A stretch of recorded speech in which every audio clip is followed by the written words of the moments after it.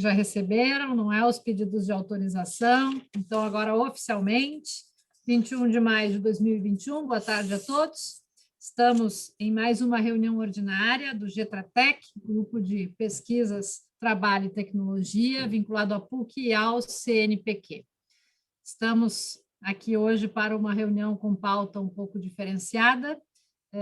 Não teremos palestrantes, nós mesmos faremos a nossa formação, e isso é algo planejado, algo programado desde o início do semestre. Teremos 2 encontros assim, o de hoje e o próximo, encontros em que compartilharemos nossas leituras e nossas impressões sobre um autor que é muito importante para a boa interpretação da área trabalhista e das relações de trabalho, que é Domenico De Masi.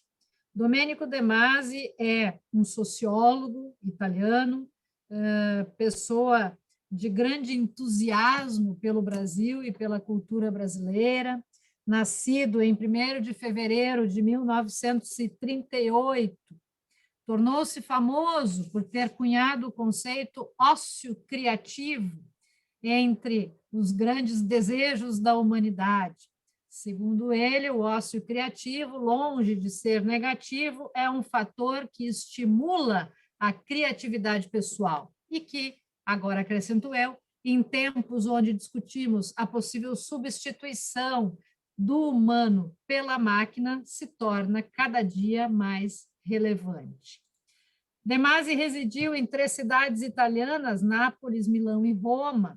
Roma, atualmente, é o seu posto, inclusive, de atividade profissional. Aos 19 anos, já escrevia para a revista Nord e Sul artigos de sociologia urbana e sociologia do trabalho. Aos 22 anos, já lecionava na Universidade de Nápoles. Mais recentemente, assumiu o posto de professor de Sociologia do Trabalho na Universidade de Roma, La Sapienza. Entre 1978 e 2000, dirigiu o S3 Studium, escola de especialização em ciências organizacionais que ele fundou. Escreveu diversos livros, alguns deles tidos como revolucionários, entre eles O Desenvolvimento Sem Trabalho, A Emoção e a Regra, O Ócio Criativo e o Futuro do Trabalho. Em 2010, tornou-se cidadão honorário da cidade do Rio de Janeiro e é um dos sociólogos que aponta o Brasil como um modelo em termos de organização social. Atualmente, temos Domenico De Masi se pronunciando sobre trabalho, tecnologia e pandemia, mas, especialmente, o seu histórico, a sua biografia nos é referencial, e aos que estudam trabalho e tecnologia parece impossível escapar de ler, de refletir sobre as lições de Domenico De Masi. Para o encontro de hoje, especificamente, nós separamos 2 livros referência que foram não apenas indicados no nosso grupo, como, inclusive, facilitados aos integrantes do grupo. Esses livros são O Futuro do Trabalho e O Futuro Chegou. No primeiro livro, Domenico De Masi traça grandes perspectivas sobre o que será o trabalho das gerações vindouras, especialmente olhando num horizonte distante e verificando ali a inserção da tecnologia, da informação e comunicação no cenário do trabalho. Nesse livro, Domenico De Masi se revela grande entusiasta do teletrabalho e aponta para o teletrabalho como uma das alternativas para a conciliação do trabalho e dos outros papéis dos seres humanos e, ao mesmo tempo, para a acomodação de outras necessidades sociais. No livro O Futuro Chegou, Domenico De Masi traz o amadurecimento das suas pesquisas. Não esqueçamos que Domenico De Masi é um professor catedrático, é um pesquisador. E, em função, justamente, das suas pesquisas, é que surgem esses excelentes materiais, estes livros, né, que nos servem bastante em termos de suporte para as reflexões acerca do mundo do trabalho e, quem sabe, inclusive, de um mundo sem trabalho. E isso já fica, então, para a próxima semana, quando trabalharemos alguns outros livros, né? Próxima semana não, próximo encontro, quando trabalharemos alguns outros livros de Domênico de Masi. Para aqueles que não conhecem, Domênico de Masi, então, é um senhor parecido com Papai Noel, muito simpático, muito afetivo, típico italiano, acolhedor. Tivemos eu, Cíntia e Lucas Goulart, que já não faz mais parte do grupo de pesquisas, a oportunidade de conhecê-lo pessoalmente, num evento na PUC, nos anos de 2011 ou 12, no qual a Faculdade de Administração de Empresas o convidou para falar sobre o futuro das relações de trabalho. Domênico de Masi é inspirador, não apenas por sua atenção às relações de trabalho, mas também por vincular a questão do trabalho à existência humana digna.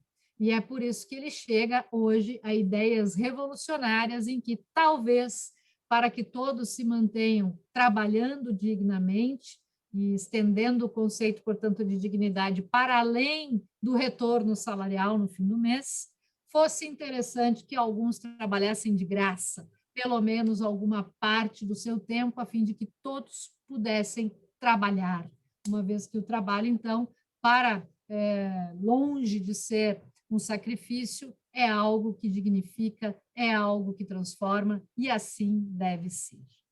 Nós temos o nosso encontro hoje programadinho, com intensa participação dos líderes dos eixos do nosso grupo de pesquisas, a quem muito agradeço pela imediata adesão à proposta, cada qual com um recorte que escolheu da obra de Domênico de Masi, situação que prosseguirá no próximo encontro, onde eu convido os demais participantes que tenham interesse em pegar algum recorte das obras a também fazerem as suas exposições. Posteriormente, vocês nos mandarão os seus interesses e a gente acomodará nas pautas de exposição. É bem importante que outras vozes também venham, começamos nós agora, como líderes do grupo, mas queremos também de vocês ter esta participação. Nessa programação do encontro de hoje, nós temos 2 momentos de assistência a vídeos curtos, vídeos com a fala do Domênico de Masi. Eu quero, então, a partir de agora, começar a compartilhar. Um primeiro vídeo é introdutório, é um vídeo ainda de 2013, onde Domênico ainda tinha uma visão um pouco romantizada, digamos assim, das relações de trabalho no Brasil, dos modelos de políticas públicas do Brasil, não é? Talvez em função do período que se vivesse naquela época, né? de políticas públicas sendo postas em marcha, com propostas de retirada, né? daquele cinturão de miséria de uma porção importante da população humana. Vocês vão perceber, a partir da fala curta deste vídeo, exatamente o que eu apontei no início, que Domênico é um grande parceiro do Brasil e é um grande entusiasta do Brasil. No livro O Futuro Chegou, ele dedica, inclusive, um pedaço, né, da sua análise ao modelo brasileiro de relações de trabalho e de regulamentação das relações de trabalho. Eu vou colocar no ponto aqui o vídeo, me deem um segundinho só, ok? E vou começar a compartilhar a minha tela. Este vídeo tem quase 4 minutos e serve de introdução para o que se seguirá, que será a fala dos nossos líderes que já se organizaram para isso. Vamos ver. Só me sinalizem se estão enxergando a minha tela. Tudo bem? Tá? Agora eu vou dar o play. O sociólogo italiano Domênico de Masi já defendeu o ócio criativo como maneira mais inteligente de aumentar a produtividade. Agora ele está no Brasil para defender o Brasil. O professor da Sociologia do Trabalho participa da conferência Refletir Brasil, que reúne pensadores em Paraty, a 200 quilômetros do Rio de Janeiro. Em artigos e no livro O Futuro Chegou, previsto para ser lançado no 2º semestre, Domênico de Masi afirma que o Brasil é o melhor dos mundos existentes na atualidade. Confira a entrevista exclusiva. San Paolo è la città che ha tutti i pregi e tutti i difetti di una città occidentale alienata, completamente alienata, perché ci sono milioni di paolisti in questo momento che stanno in macchina, si annoiano, si stressano, non si sa perché, e questo quindi è un grande manicomio, non è un mondo normale. Ma questo vale per New York, vale per Madrid, vale per Parigi, vale per Roma, tutte le città occidentali. Il Brasile può dimostrare di essere possessore di un modello di vita migliore degli altri paesi, con maggiore accoglienza, maggiore serietà, maggiore felicità, maggiore allegria, ma anche una maggiore convivialità, maggiore civiltà, maggiore cultura. Domênico, o Brasil é um país cheio de problemas, como corrupção, pobreza, exclusão social. Como é que ele pode ser um novo modelo mundial? Però è una grande democrazia, mentre la Cina non è una democrazia. Il Brasile invece è circondato da 10 paesi confinanti con cui non è in guerra. All'interno del Brasile ci sono più di 40 etnie, ma vivono abbastanza pacificamente tra di loro. C'è razzismo in Brasile, ma non è un razzismo forte come in altri paesi. Eu queria que o senhor explicasse o ócio criativo. E será que ele se aplica no Brasil? Ma io per ozio creativo non intendo non fare nulla, non intendo pigrizia. Io per ozio creativo intendo fare un lavoro piacevole, per cui il lavoro è unito, è giunto all'apprendimento e è giunto all'allegria. Quando lei parla di San Paolo, dove si lavora molte ore, c'è molto traffico, ecco, questa è una dimostrazione del progresso occidentale che non è un progresso equilibrato. Una parte notevole di quelli che tutti i giorni vanno a lavorare lo fanno trattando informazioni. Potrebbero lavorare da casa con il telelavoro, con il teleworking, e invece vanno in ufficio. Perché vanno in ufficio? Non lo sanno neppure loro, per un rito. Io lo chiamo il complesso di Clinton, perché Clinton andava in ufficio per incontrare la stagista. L'Occidente si è illuso di poter realizzare una crescita infinita, ma non è possibile una crescita infinita in un mondo in cui le risorse sono limitate. Qual é o papel dos intelectuais brasileiros nesse processo de pensar o país como uma referência mundial? Il Brasile ha copiato per 450 anni l'Europa, poi ha copiato per 50 anni gli Stati Uniti, ora il modello europeo è in crisi, il modello statunitense è in crisi, quindi il Brasile non ha più un modello da copiare, è costretto a creare un suo modello e a offrirlo all'intera umanità.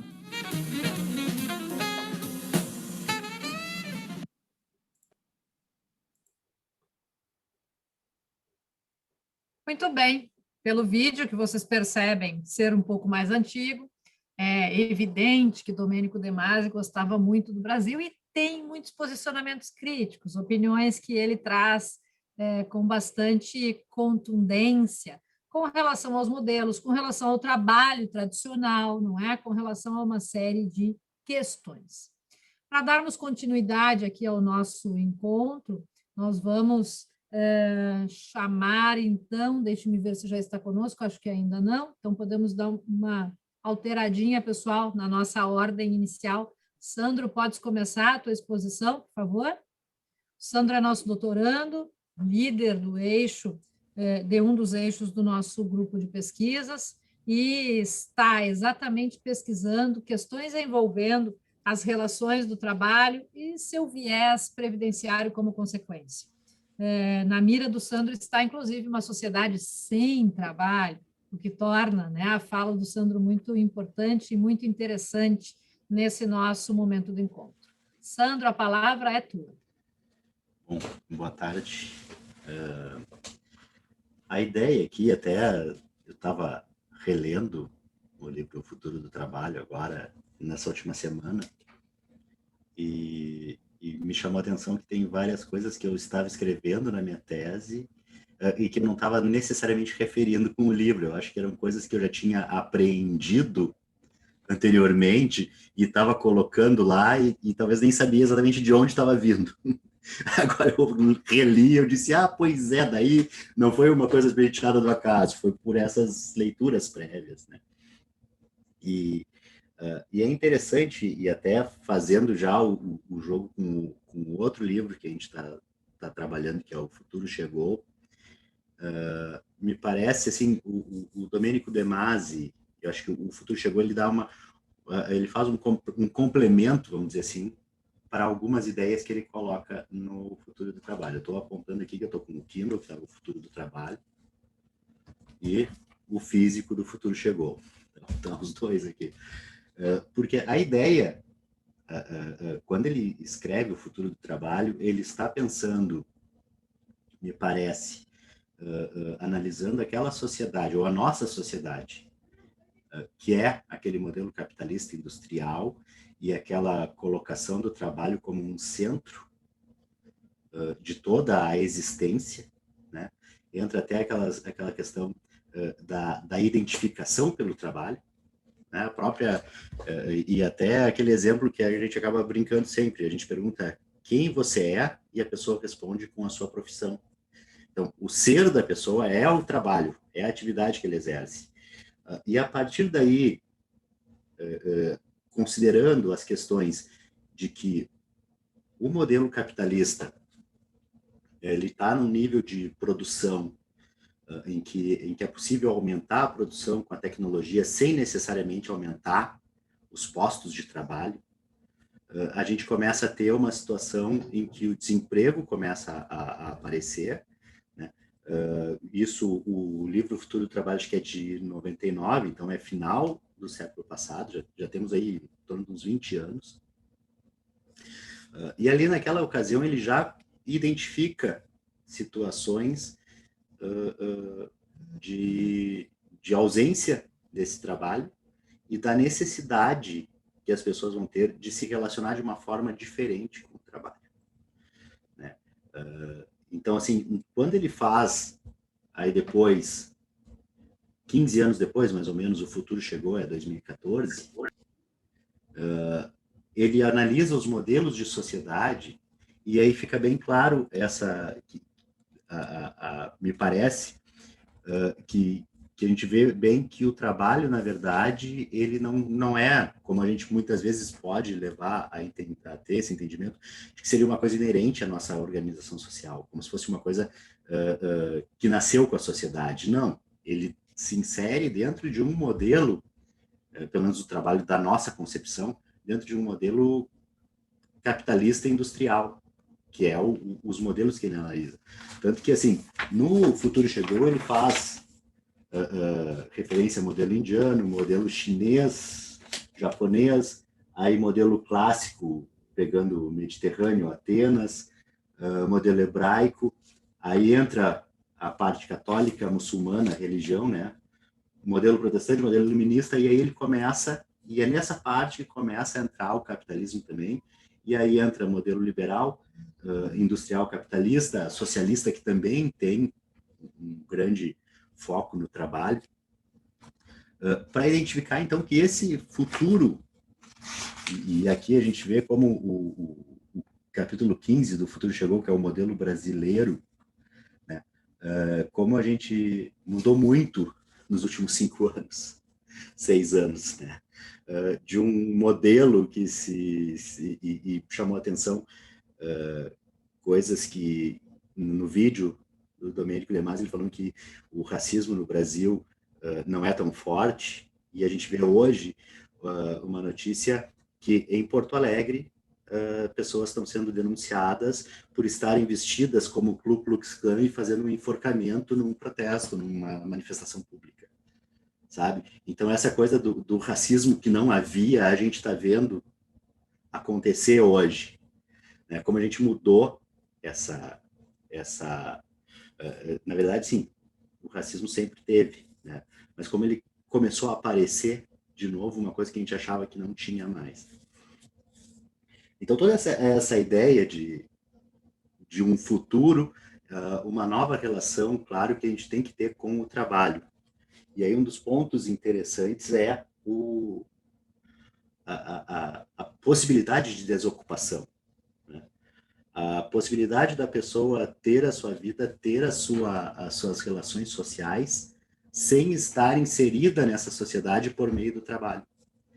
Esse é o grande problema. Nossas relações sociais, se a gente pega dentro do nosso modelo tradicional, nossas relações sociais são com as pessoas que trabalham com a gente, colegas de trabalho, colegas de escritório, são pessoas que fazem a mesma atividade.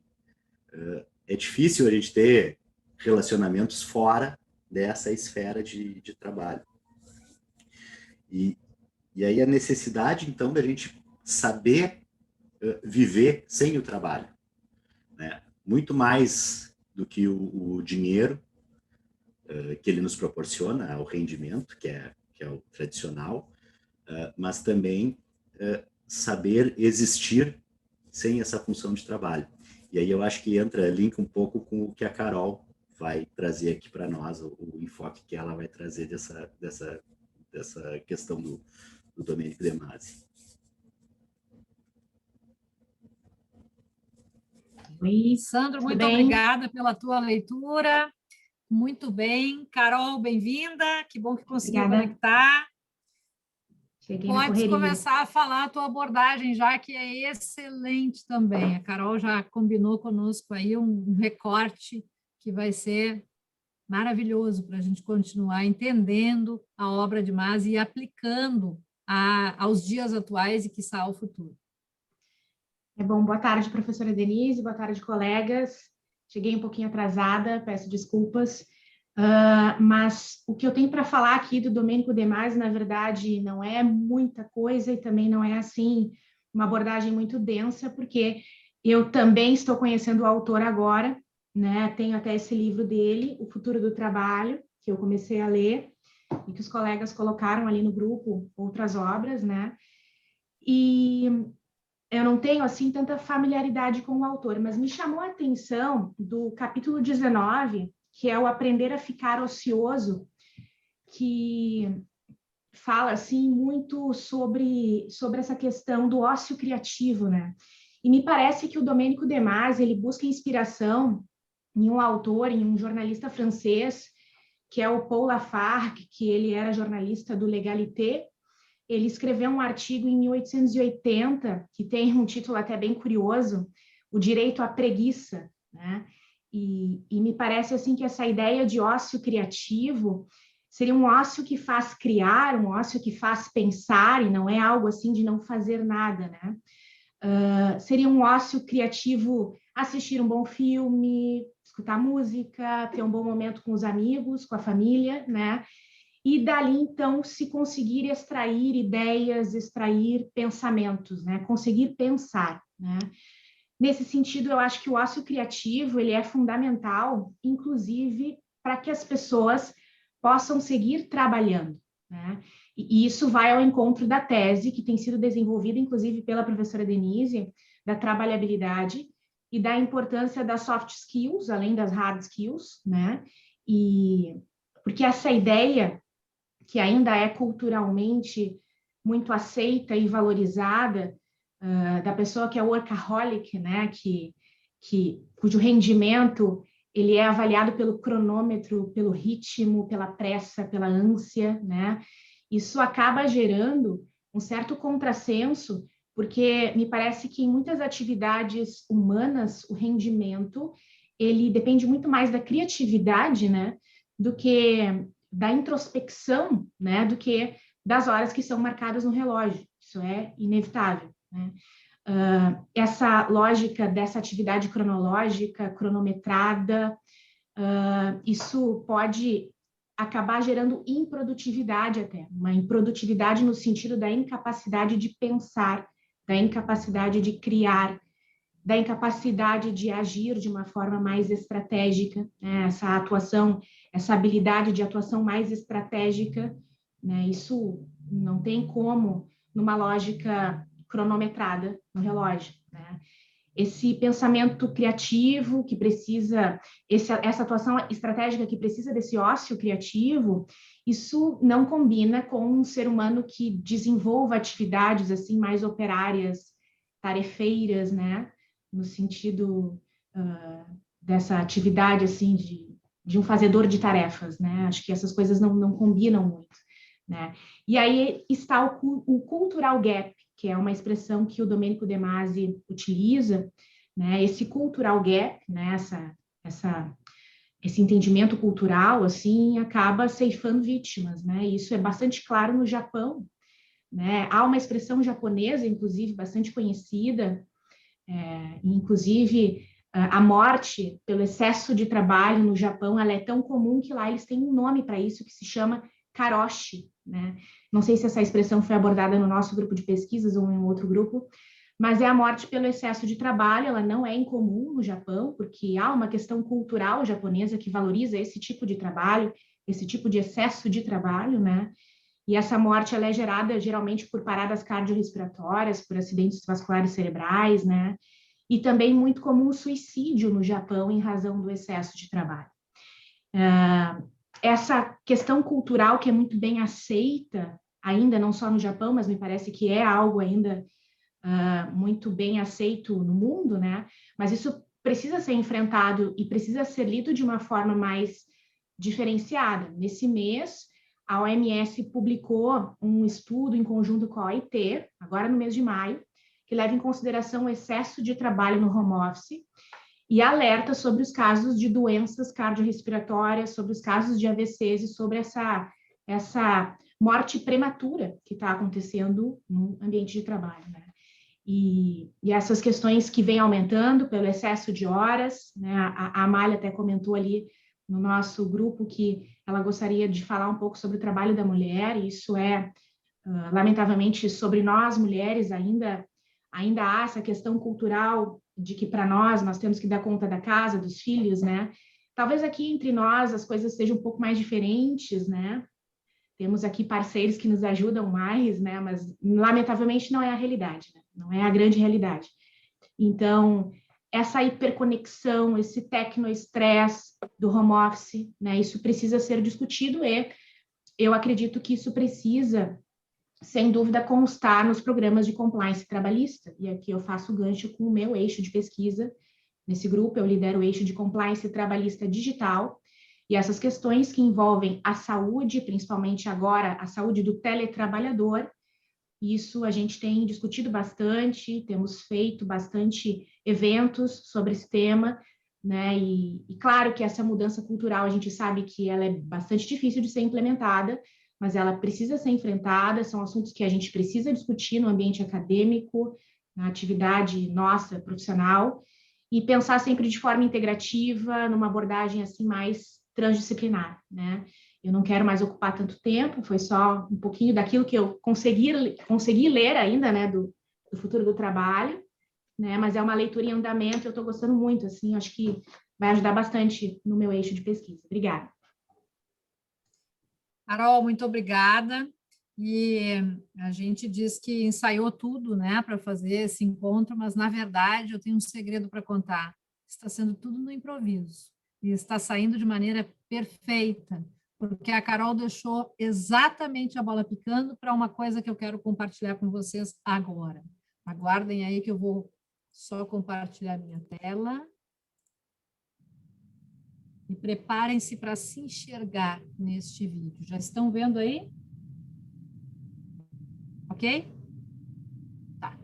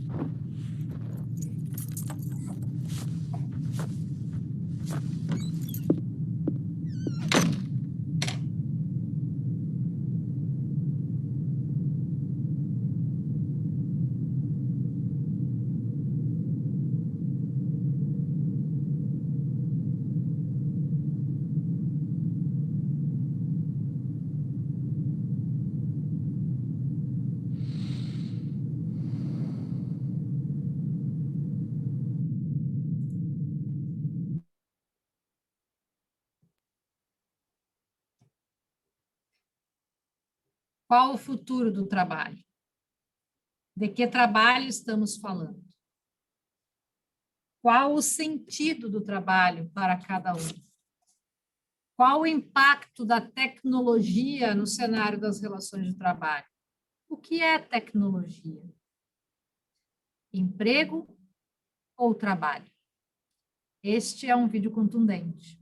Eu devo deixar o registro aqui do meu agradecimento ao nosso companheiro também de grupo de pesquisa, que hoje não pôde estar conosco, o Guilherme Wunsch, porque foi ele que me apresentou este curta-metragem, que sempre serve, sempre serve à reflexão sobre a importância do trabalho na vida das pessoas e o quão benéfico ou maléfico ele pode ser de acordo com o que tenhamos em termos de relacionamento com ele. É óbvio que esta reflexão nos leva adiante, nos faz chegar, por exemplo, em Yuval Harari, que fala dos hubs de trabalho. Onde queremos estar nos próximos anos? No hub do bom trabalho, no hub do trabalho mais ou menos, no hub do subtrabalho? Qual é a nossa perspectiva? E é por isso que a gente fala em trabalhabilidade, em investimento na capacitação humana, para que não tenhamos episódios ludistas, não é? De guerrear com a máquina. não é essa a estratégia, a tecnologia avança inexoravelmente. Nós temos que aprender a viver melhor a partir da tecnologia. E isso implica numa tomada de posição geral. Nossa, individualmente, quero aprender, né? Quem está na área jurídica e quem está no magistério passou por esse chacoalhão em 2020, você aprende, lida com a tecnologia, ou você vira semáforo, abajur ou tapete. Na área da advocacia, da magistratura, idem, ou você aprende ou você já não faz mais aquelas coisas. As coisas que você fazia mudaram. Muitas delas foram substituídas por processos, por fluxos, por hardwares, por softwares, enfim, coisas ligadas à tecnologia. E se foram substituídas, arrisco eu, fincato, 2021, nem de trabalho poderiam ser chamadas, porque o trabalho tem que ser dignificante. E é despiciando falar em trabalho digno ou trabalho decente, porque o trabalho que é trabalho é ato humano, digno e decente. Se ele arrisca ser indecente, é porque ele não é destinado aos seres humanos. A partir dessa reflexão, então, e já focando numa dimensão um pouco mais de gênero, a gente passa a palavra para outra líder de eixo do nosso grupo, muito participativa, a Amália, deixando o registro da minha gratidão pelas apresentações já feitas, do Sandro e da Carol, perfeitas, por sinal, não é? Muito boas e engrandecedoras. Amália, a palavra é tua. Tá bom, obrigada. Boa tarde, pessoal. A partir da obra do Domênico De Masi, e assim como a Carol, é uma obra que foi introduzida a mim relativamente há pouco tempo, né? O que eu gostaria de propor de reflexão e o que me chama a atenção diz respeito aos aspectos culturais, né? O Domênico De Masi, ele basicamente faz uma segmentação, do ponto de vista social, de uma sociedade primeiramente rural ou pré-industrial, em que, como bem colocou o Sandro, nós temos uma premissa do trabalho como uma obrigação, como no caso especificamente do período pré-industrial, mesmo em regime escravocrata, né, em que nós temos uma elite pensante para a qual os trabalhadores atuam. Então, ele realmente diz que nós temos muito produzindo para poucos, né? E nós temos o trabalho, então, como quase que uma pena, que nos leva justamente à raiz da palavra, né? O tripali, ele é uma pena. E isso fica muito evidente nesse primeiro período social, digamos assim. E nós temos uma segunda segmentação, que seria propriamente a fase industrial, que muda esse cenário do ponto de vista cultural. Eu passo a ter muitos produzindo para muitos, porque eu tenho uma massificação da produção e uma massificação do consumo, um operariado que ele refere que chega a 94% da população em trabalho ativo, e que, obviamente, muda muito, e a gente discute primeira, segunda, terceira, quarta Revolução Industrial, isso fica muito evidente a partir desse cenário, que muda completamente a forma de produção, a forma de consumo e a forma de organização do trabalho, gerando justamente, a partir daí, a sindicalização, as lutas de classe, inclusive.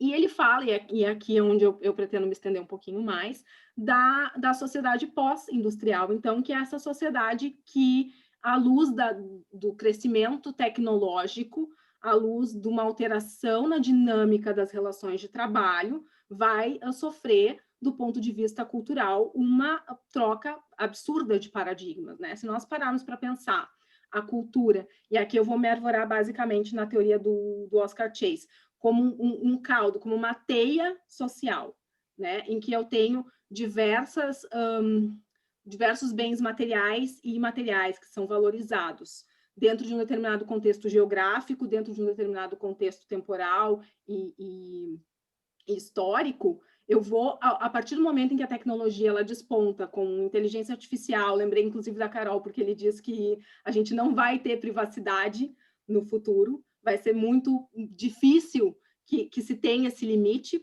né? Ele diz o seguinte: nós vamos ter uma alteração cultural porque vai chegar num determinado ponto em que a tecnologia ela vai permitir a produção em massa, que antes seria de responsabilidade do homem, né? E o que vai passar a ser valorizado, portanto, não é a produção de bens materiais, é a produção de bens imateriais. Isso conversa muito com a trabalhabilidade que a Prof. Denise estuda, porque nós vamos ter pessoas pensando e prestando serviços muito mais do que operários atuando no setor produtivo. E isso vai gerar, portanto, uma sociedade em que eu tenho menos emprego, e aí ele fala dos desocupados, e eu não vou entrar muito nesse tema para não dar spoiler da próxima reunião, mas ele fala dos desocupados e daqueles que, e o vídeo nesse ponto deixa isso muito evidente, daqueles que vão ter que se ocupar com outras coisas, e também daqueles, e isso é a proposta do Domênico De Masi, que vão se ocupar menos, né? A ideia dele, que, como bem disse a Prof. Denise, é um pouco poliana, é de que haja uma redução do tempo de trabalho para que mais pessoas sejam acomodadas dentro das vagas que estão disponíveis, né? E aí ele chega justamente, e aqui eu faço a relação no ócio criativo, porque eu tenho menos pessoas trabalhando nos mesmos períodos e, portanto, elas podem se dedicar a outras atividades, e o ócio criativo, como bem colocado no primeiro vídeo, não é um fazer nada, é um estudar, é um aculturar-se, é um conhecer, e isso vai gerar um apreço maior, segundo ele, do ponto de vista cultural, a questões que hoje não estão, digamos assim, ainda entre as nossas principais preocupações. Meio ambiente, cultura, arte. Uma das coisas que eu achei muito interessante quando ele fala dessa sociedade pós-industrial é que o consumo ele vai continuar existindo, a produção em massa ela vai continuar existindo, mas que o perfil do consumidor vai mudar, e o consumidor ele vai querer, a princípio, produtos customizados, personalizados, como se eles fossem manufaturados, mas ele vai ter o bônus, digamos assim, desses produtos serem produzidos em larga escala, com uma maior segurança, com uma maior tecnologia, e portanto, de certa forma, a gente vai voltar um pouco em termos de produção, no sentido de personalizar, porque eu vou ter um outro público consumidor, né? E esse público consumidor ele vai estar mais atento a atividades intelectuais do que atividades produtivas. E aqui eu já faço o gancho dentro desse padrão cultural. Ele diz o seguinte: o que a gente tem que pensar, e ele utiliza como ponto histórico 2030, né? Ele diz, olha, em 2030 nós vamos sofrer um fenômeno de feminilização das relações sociais. Por quê? Porque justamente dentro desse contexto em que há uma priorização das atividades intelectuais e existe uma tendência a que as mulheres a longo prazo, e eu nem diria tão a longo prazo, porque 2030 está batendo na nossa porta já, elas ocupem um espaço maior nos bancos acadêmicos. Ele chega a falar em 60% das mulheres iniciando e concluindo a graduação, né? Porque a gente não pode se basear só no início, a gente tem que se basear em quem chega no final. E o que eu fiquei muito feliz, 60% das mulheres ocupando posições em mestrados. Nós vamos ter uma educação de nível superior, prioritariamente feminina, e diz ele o seguinte: num primeiro momento, é muito comum que as mulheres vão tentar reproduzir as relações sociais que estão arraigadas dentro de uma sociedade que foi predominantemente masculina até determinado ponto. Mas, a partir daí, nós vamos ter um fenômeno de migração das relações de poderes, por exemplo. E uma coisa que eu achei bastante interessante é que ele fala que a feminilização da sociedade não equivale a uma sociedade preponderantemente feminina. Ele fala que a sociedade vai ser andrógena, justamente porque eu vou ter uma equiparação entre homens e mulheres em termos de influência social. E a participação das mulheres, então, ela vai redundar numa preocupação maior com o meio ambiente, numa preocupação maior com as relações interpessoais e menor com as relações de poder.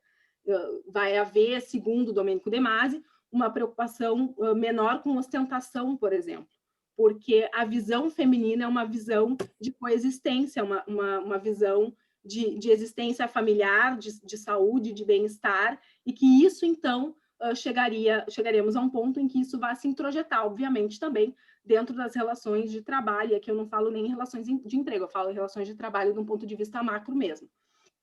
E a reflexão que eu queria trazer, para tentar trazer isso um pouco mais para os dias de hoje, assim, é justamente a questão da pandemia que a Carol bem antecipou. Se nós vamos olhar os dados, se a gente partir do pressuposto de que eu vou só poder alterar a realidade social a partir do momento em que eu tiver um acesso dessas mulheres à educação, que para ter acesso à educação, né, a gente sabe que a escolaridade ela é diretamente proporcional à renda. Se nós olharmos agora para a pandemia, a gente vai ver que nós retrocedemos em termos de postos de trabalho ocupado por mulheres até para a década de 90. Por quê? Porque a partir do momento que estoura a pandemia, os primeiros postos de trabalho que deixam de existir são os postos de trabalho feminino.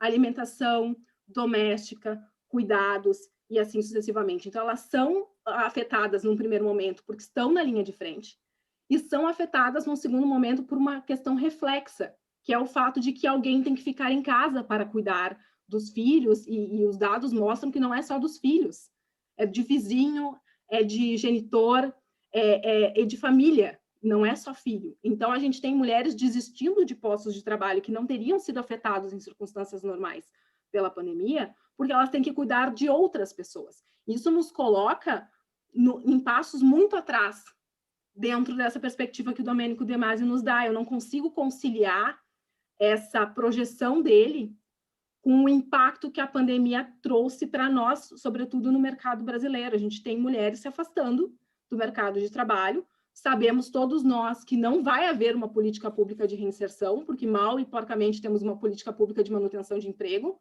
nesse período. Então, a reflexão que eu queria trazer é até que ponto, hoje, a gente pode... Eu gostaria muito de acreditar que sim, que o futuro é mais igualitário, que teremos uma femininização das relações sociais, mas eu fico me questionando até que ponto as intercorrências históricas vão nos permitir isso, e eu acho que a gente tem que pensar justamente sob o ponto de vista da trabalhabilidade, da reinserção da mulher no espaço de trabalho, das soft skills que são muito femininas, porque o multitasking é uma coisa absolutamente feminina. Como é que a gente pode utilizar esses pressupostos para tentar reverter até que ponto o Domênico De Masi, digamos assim, tem razão, e como é que a gente pode fazer para, dentro desses soluços históricos, colocar a sociedade de novo nesse caminho de feminização.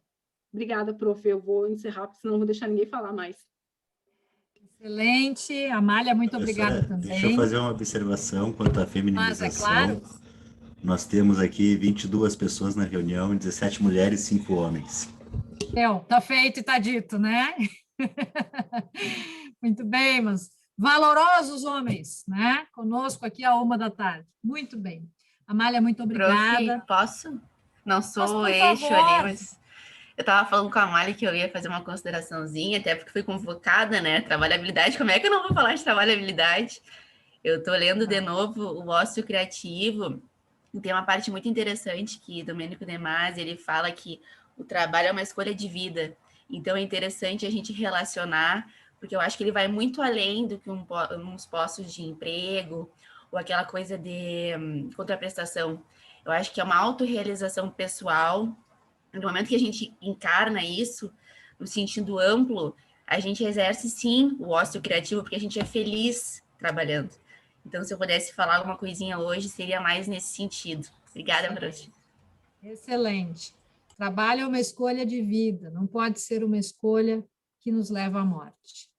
Isso leva a uma questão de necessária mudança cultural, que Domênico apostou que aconteceria e que nós continuamos apostando, apesar dos soluços históricos, apesar dos atropelos sanitários, políticos, todos econômicos, não é, que possam acontecer e interferir em algumas situações que são, para começo de conversa, grandes desejos, né, que temos, e para continuidade, perspectivas até mesmo possíveis. Nessa mudança de cultura, segundo o que nós estamos vendo pelo teórico hoje estudado, pelo sociólogo hoje abordado, teríamos possivelmente menos trabalho, em função da tecnologia, em função da globalização do trabalho e da repartição dos mercados, não é? Por muitos motivos. teríamos menos consumo, no sentido que temos hoje, né? Um consumo mais focado, um consumo mais consciente, e que leva, então, a uma troca, né?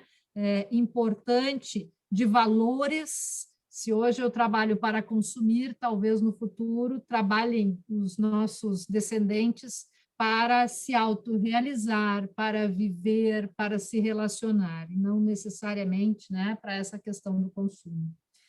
E esta troca de cultura leva também a alterações nas relações familiares, nas relações sociais, nas relações de trabalho. Essa reflexão toda, não é, de um futuro feminino nos faz voltar a uma expressão que acho que há mais ou menos 2 semanas, nas vésperas do Dia das Mães, eu tive contato de maneira produtiva, que foi a expressão maternagem, né? No sentido de que as mulheres são acostumadas a serem provedoras, cuidadoras, condutoras, seres de atenção, não apenas aos seus familiares, mas a pessoas que, por vezes, estão sob seus cuidados, ao seu redor, mas também num sentido de valor importante para a sociedade e para o cenário de trabalho, que as empresas consigam exercitar a maternagem, que os governos consigam exercitar esta maternagem, né? Que é não apenas gestar melhores condições, gestar dignidade, mas zelar por esta dignidade, como fazem as mães nos modelos ideais, para todos sempre, inclusive além, né?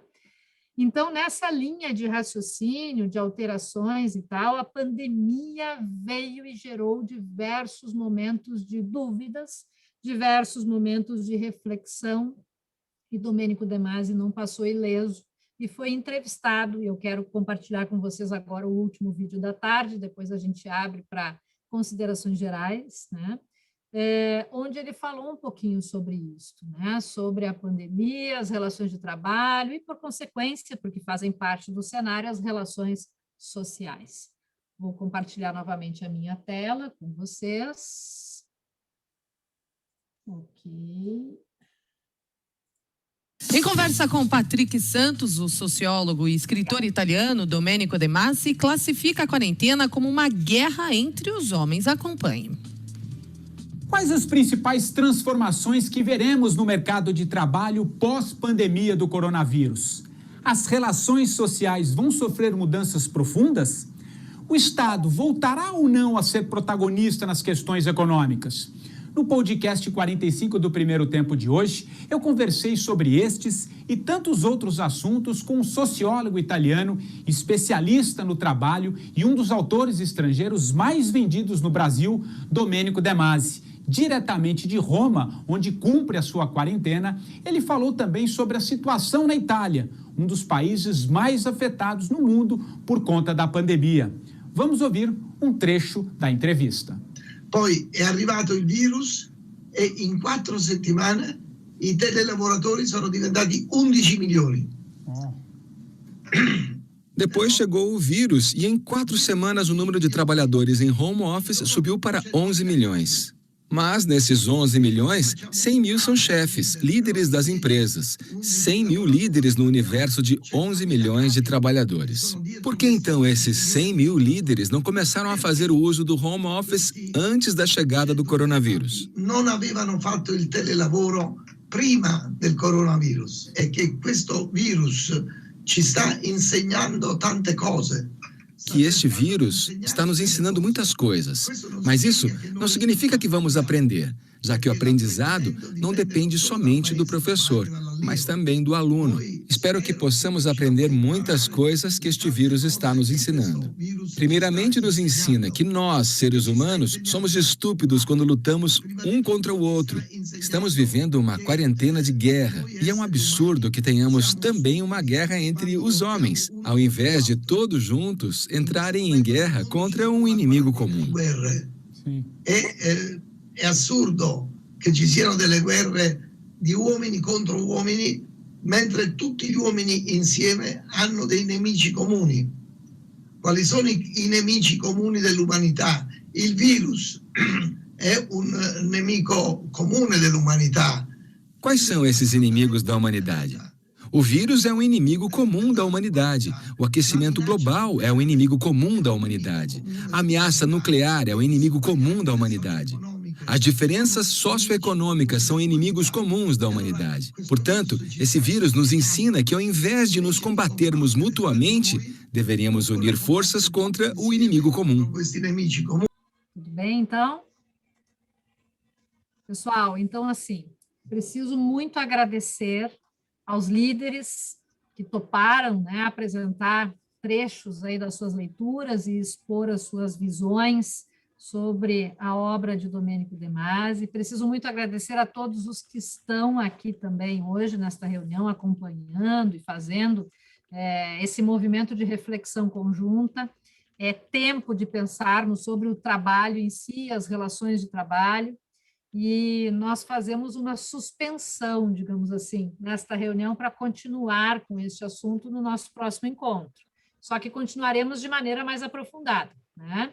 Nós vamos passar a vocês os livros, caso queiram já fazer alguma leitura, façam e tragam, e as inscrições estão abertas. Não deixaremos apenas nas mãos dos líderes, porque, enfim, todos estão convidados a apresentar, se assim quiserem, basta dizerem eu quero e vou preparar, né? Nós vamos trabalhar especialmente com livros como estes, Lavorare Grátis, Lavorare Tutti, que deve ter já versão em português, porque ele é de 2018, não tem, que pecado, Amália. Bom, se alguém se arriscar no italiano, né, eu tenho como disponibilizar. E outros materiais do Domênico De Masi, posteriores ao livro O Futuro Chegou, né? Onde ele começa a ensaiar esses pensamentos, digamos assim, mais ousados, que vão além do teletrabalho e do part-time para uma ausência de trabalho, né? Se a gente chega na ausência de trabalho, como é que a gente reestrutura a sociedade? Porque a sociedade é toda estruturada observando o eixo trabalho, né? Inclusive, as relações previdenciárias olham para o trabalho, né? É muito possível, e já deixo aqui o viés, né, a dica, que a gente acabe desaguando na próxima reunião na renda mínima universal como uma das maneiras, né, de se equalizar esse tipo de ideia, onde nós talvez tenhamos que nos retirar para que outros operem, ou trabalhar menos para que todos possam trabalhar, e assim sucessivamente, tá? Mas eu agradeço muito a participação de todos, acho que está sendo um período assim, de formação deste grupo, das nossas bases teóricas, das nossas referências, e certamente hoje já tenho a certeza que no próximo semestre eu preciso repetir esse tipo de experiência com outros autores, né? Já aceito, inclusive, indicações, o meu cutuco inicial aqui é falarmos de Yuval Harari e outros nesta linha, para que tenhamos, né, para além do nome na ponta da língua, um pouco mais de conhecimento sobre as ideias e a obra destes autores, que são de aparecimento obrigatório nos textos de quem pensa o trabalho e o futuro do trabalho. Tá bem? Pessoal, agradeço mais uma vez, desejo a todos um excelente final de semana, sigam se cuidando, muita saúde, não é? E que possamos nos ver de maneira assim tão produtiva novamente no nosso próximo encontro do grupo de pesquisas. Um grande beijo. Tchau para todos. Tchau, bom final de semana. Bom fim de semana.